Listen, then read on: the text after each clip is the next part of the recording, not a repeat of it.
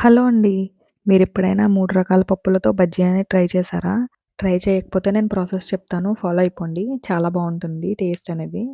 So, చూస్తున్నారు కదా! ఒక గ్లాస్ మినపప్పు, సేమ్ గ్లాస్‌తో ఒక హాఫ్ కప్ పెసరపప్పు, అదే గ్లాస్‌తో పావు కప్పు శనగపప్పు. సో, ఇవన్నీ ఒక 3 అవర్స్ నానబెట్టుకొని మిక్సీ పట్టుకోవాలి ఈ విధంగా. నెక్స్ట్ అందులోకి ఒక 2 ఆనియన్స్ కట్ చేసి చిన్న చిన్న పీసెస్‌గా యాడ్ చేయాలి. నెక్స్ట్ కొంచెం అల్లము, కొంచెం జీర, సాల్ట్, నెక్స్ట్ కొంచెం పచ్చిమిర్చి ఇవన్నీ వేసుకొని మిక్స్ చేసుకోవాలి బాగా.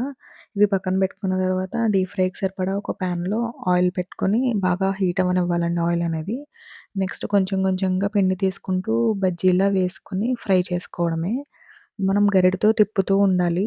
అలా అయితేనే ఆల్ సైడ్స్ అనేవి ఫ్రై అవుతాయి. లేకపోతే వన్ సైడ్ అనేది ఫ్రై అవుతుందండి. లోపల కుక్ అవ్వదు. ఇలా తీసుకున్న బజ్జీని సెపరేట్ చేసుకొని మనం పల్లీ చట్నీతో తింటే ఉంటుందండి. టేస్ట్ అయితే వేరే లెవెల్ అసలు.